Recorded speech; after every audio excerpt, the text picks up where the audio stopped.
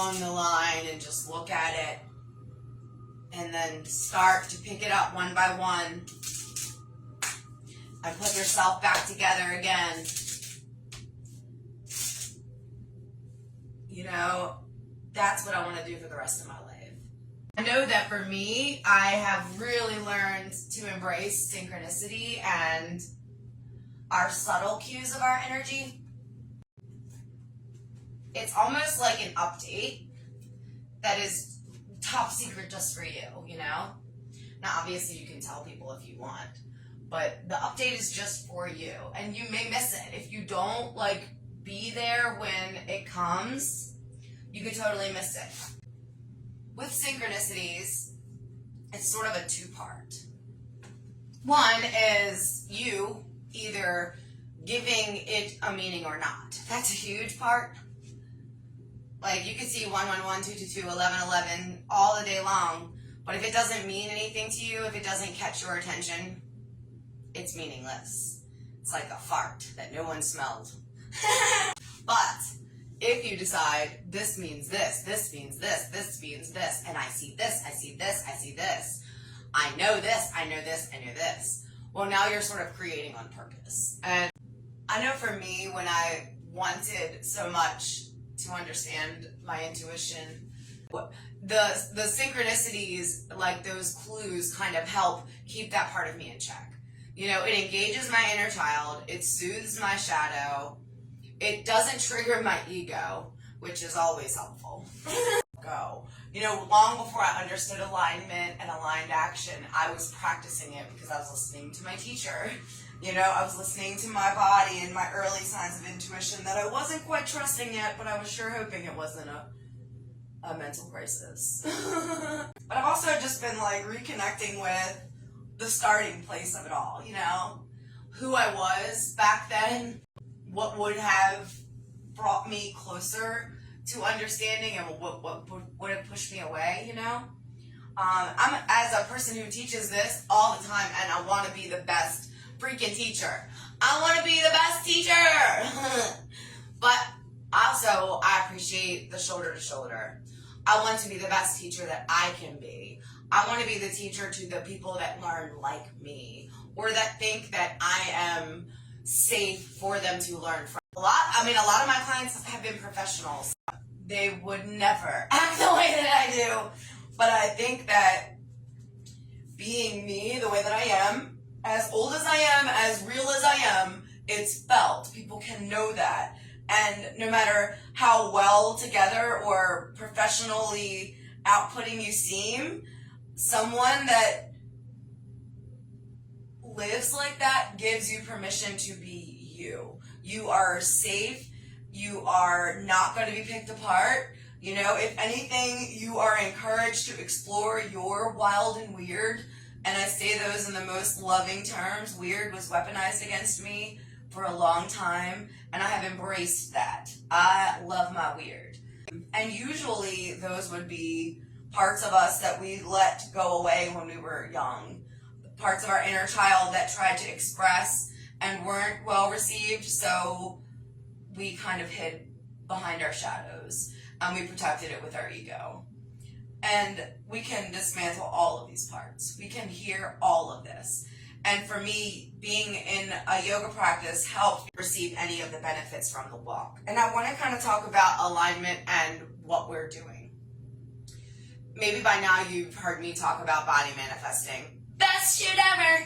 I did not ask for that. I would have never asked for that. I didn't believe it was possible. Had the universe said, I'm going to teach you how to lose weight without doing anything, I'd have said, baby, you was insane. But here we are, almost 10 years later, and do recommend. So glad that I learned it the way that I did. I'm so glad that my teacher knew that my ego would never accept that where I was. So every time someone scrunches up their face or me, I get it. I was there. I was you. I had those thoughts. You know, the body manifesting work first was, please stop being so mean to you. Please stop trying to beat you up.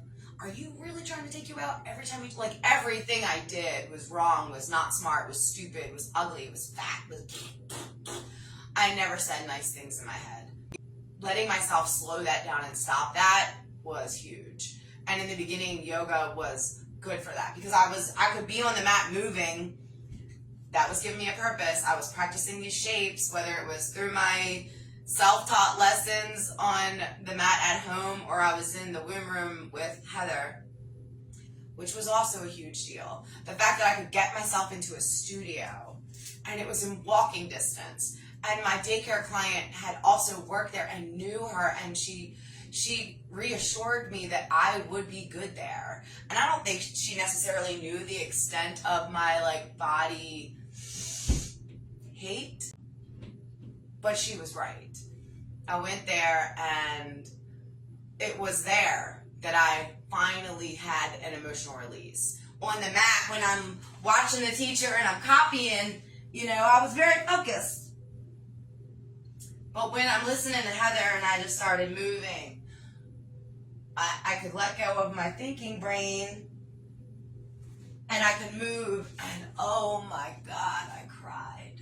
I cried so much. I would be crying, I'm on the mat, I'm like, always doing cat-cow. Always doing cat-cow. Just crying out of my face. And I'm like, trying to keep it together. I got tears. And part of me, like, really appreciated that no one acted like they saw me. And then the part of me that notices everything wondered, oh my God, how does no one see me? Like, I didn't want to be comforted. I didn't want to be acknowledged. But being in a space where I was just allowed to be without anybody checking me was so new, so wild. It felt like I was trying to snort electricity, and it would just baffle my mind. But it was in that space of feeling all that emotion and all of that confusion that finally it just stopped. It just stopped. Like, I would put myself all the way to the edge of the pain. The thoughts that felt stabbiest in my mind, and I would be right there, like, licking their face. and finally, I wasn't scared anymore. I realized how hard I had been on myself, how I would never teach a friend or another to behave the way that I was behaving with myself inside of myself. I finally realized that my internal, invisible world was very much important, and maybe even more important than this outside world that I was putting so much weight into. I started to see that the things that I felt and the things that I knew and the things that I said inside of my mind and body actually mattered. And it was in that space of being around people but not being seen, and not being shunned, not having to change, not having to perform, was this also weird mix because I had also been feeling so invisible. On one hand, I was like, am I really fucking invisible everywhere I go? Like, dang! But in that space, it was different.